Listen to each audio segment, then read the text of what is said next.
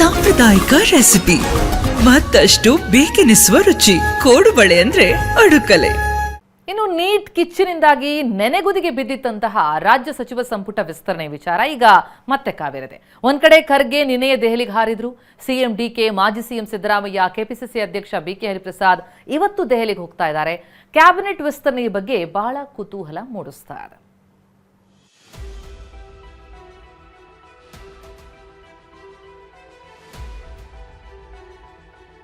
ಇಂದು ದೆಹಲಿಗೆ ಸಿಎಂ ಡಿಕೆಶಿ.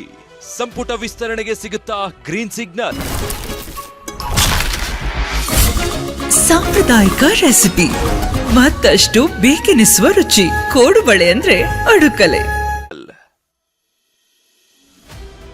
ಸಂಪುಟ ವಿಸ್ತರಣೆ ಜೊತೆ ಇಬ್ಬರು ಡಿಸಿಎಂ ಆಯ್ಕೆ ಮಾಡುತ್ತಾ ಹೈಕಮಾಂಡ್.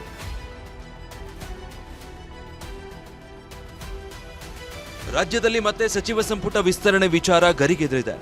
ಇಂದು ಬೆಳಗ್ಗೆ 9:30ಕ್ಕೆ ಡಿಕೆ ದೆಹಲಿಗೆ ಹಾರಲಿದ್ದಾರೆ.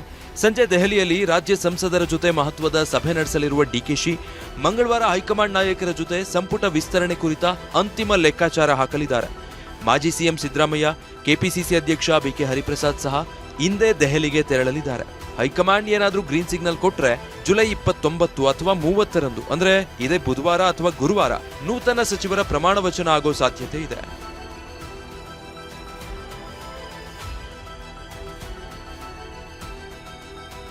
ಖರ್ಗೆ ದೆಹಲಿಗೆ ಹೋಗೋ ಮುನ್ನವೇ ಭೇಟಿಯಾದ ಶಾಸಕರ ಹಿಂಡು ದಂಡು. ನಮ್ಮನ್ನು ಪರಿಗಣಿಸಿ ಎಂದು ಕೈ ಅಧ್ಯಕ್ಷರ ಮುಂದೆ ಮನವಿಗಳ ಮಹಾಪೂರ. ಒಂದ್ ಕಡೆ ಸಿಎಂ ದೆಹಲಿಗೆ ಹೋಗಲು ಸಿದ್ಧತೆ ನಡೆಸಿದ್ರೆ, ಅತ್ತ ಸಚಿವಾಕಾಂಕ್ಷಿಗಳ ಎದೆಯಲ್ಲಿ ಢವಢವ ಶುರುವಾಗಿದೆ. ಎಐಸಿಸಿ ಅಧ್ಯಕ್ಷ ಮಲ್ಲಿಕಾರ್ಜುನ ಖರ್ಗೆ ನಿನ್ನೆ ಮಧ್ಯಾಹ್ನ 2 ಗಂಟೆಗೆ ದೆಹಲಿಗೆ ಹಾರುವ ಮುನ್ನವೇ ಬೆಂಗಳೂರಲ್ಲಿ ಆಕಾಂಕ್ಷಿಗಳ ದಂಡೆ ಅವರ ಮನೆಗೆ ಬಂದಿತ್ತು. ಹಂಪನಗೌಡ ಬಾದರ್ಲಿ, ದದ್ದಲ್, ಅಜಯ್ ಸಿಂಗ್, ರಹೀಂ ಖಾನ್ ಸೇರಿ 10ಕ್ಕೂ ಹೆಚ್ಚು ಶಾಸಕರು ಖರ್ಗೆ ಭೇಟಿಯಾಗಿ ನಮಗೊಂದು ಚಾನ್ಸ್ ಕೊಡಿ ಎಂದು ಮನವಿ ಮಾಡಿದ್ದಾರೆ. ಅಷ್ಟೇ ಅಲ್ಲ, ಖರ್ಗೆ ದೆಹಲಿ ವಿಮಾನ ಏರ್ತಾ ಇದ್ದಂತೆ ಬಿ ನಾಗೇಂದ್ರ, ವಿಜಯಾನಂದ ಕಾಶಪ್ಪನವರ್, ರಾಘವೇಂದ್ರ ಹಿಟ್ನಾಳ್ ಪ್ರತ್ಯೇಕ ವಿಮಾನಗಳಲ್ಲಿ ದೆಹಲಿಗೆ ಹಾರಿ ತಮ್ಮ ಲಾಭಿ ತೀವ್ರಗೊಳಿಸಿದ್ದಾರೆ. ಫಸ್ಟ್ ಟೈಮ್ ಮಂತ್ರಿಮಂಡಲ ಮಾಡ್ಬೇಕಾದ್ರೆ ಸುರ್ಜೇವಾಲಾನೇ ಹೇಳಿದ್ರು, first time after 2.5 years will remove everybody except ಒಂದು 5-6 senior members, will give chance to everybody ಅಂತ ಹೇಳಿದ್ದಾರೆ. ಅದೇನೇ ನಾವು ಅದೇ ಮಾತನ್ನ ಮುಂದೆ ಇಟ್ಕೊಂಡು ನಾವು ಫೈಟ್ ಮಾಡ್ತಾ ಇದೀವಿ. ನನ್ನ ಪ್ರಕಾರ ಇನ್ನೂ 20 ಇದೆ, 20ರೊಳಗೆ 15 ಜನಕ್ಕೆ ಹೊಸಬ್ರು ಕೊಡ್ಬೋದು ಅಂತ ನಾವು ಎಕ್ಸ್ಪೆಕ್ಟ್ ಮಾಡ್ತಾ ಇದ್ದೀವಿ. ನಮಗೆ ಭರವಸೆ ಇದೆ, ಯಾಕಂದರೆ ಕೋಲಾರ ಜಿಲ್ಲೆಗೆ ಕಳೆದ 3 ಬಾರಿ ಅವಕಾಶ ಕೊಡದಿರೋದ್ರಿಂದ ಈ ಬಾರಿ ಕೊಡಲೇಬೇಕು ಅಂತೇಳಿ ನಾವು 4 ಮಂದಿ ಶಾಸಕರು ಇರ್ತಕ್ಕಂಥ 6 ಮಂದಿಯಲ್ಲಿ 4 ಮಂದಿ ಕಾಂಗ್ರೆಸ್ನವರು ಒತ್ತಾಯಪೂರ್ವಕವಾಗಿ ಕೇಳ್ತಾ ಇದ್ದೀವಿ. ಇನ್ನು ಚಿತ್ರದುರ್ಗದಲ್ಲಿ ಶಾಸಕ ಶಿವಗಂಗಾ ಬಸವರಾಜ ಅವರ ಸ್ಟೈಲ್ ಬೇರೆಯದ್ದೇ ಇದೆ. ನಾನು ಪಕ್ಷದಲ್ಲಿ ಶಿವನ ಮುಂದಿನ ಬಸವ ಇದ್ದಂತೆ, ಡಿಕೆಶಿ ಸಾಹೇಬ್ರನ್ನ ಗಣಪತಿಯಂತೆ ಸುತ್ತುವರಿತೀನಿ, ಮಂತ್ರಿಗಿರಿ ಕೊಟ್ರೆ ಗುಡ್, ಕೊಡದಿದ್ರೆ ವೆರಿ ಗುಡ್ ಎಂದು ಮಾರ್ಮಿಕವಾಗಿ ನುಡಿದಿದ್ದಾರೆ.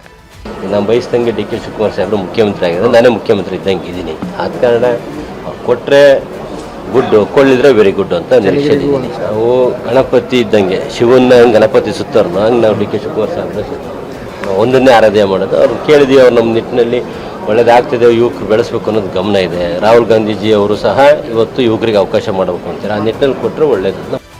ಸಚಿವ ಎಂಬಿ ಪಾಟೀಲ್ ವಿಜಯಪುರ ಜಿಲ್ಲೆಗೆ ಮತ್ತೊಂದು ಸ್ಥಾನ ಬೇಕು ಎಂದು ಡಿಮ್ಯಾಂಡ್ ಇಟ್ಟಿದ್ದಾರೆ. ಆದರೆ ತಮಗೆ ಡಿಸಿಎಂ ಸ್ಥಾನ ಒಲಿಯಲಿದೆ ಎಂಬ ಸುದ್ದಿಗೆ ಮಾತ್ರ ನನಗೆ ಆ ಬಗ್ಗೆ ಮಾಹಿತಿಯೇ ಇಲ್ಲ ಎಂದು ಜಾಣ್ಮೆಯ ಉತ್ತರ ನೀಡಿದ್ದಾರೆ. ಒಂದು ಹೊಸ ಹಿಂದೆ ಪ್ರಸ್ತಾವನೆಗಳು ಅದು ಇತ್ತು, ಚರ್ಚೆಗಳಾಗಿದ್ದು, ಅದು ಹಿಂದೆ ಅವಾಗ ಆಗಿಲ್ಲ.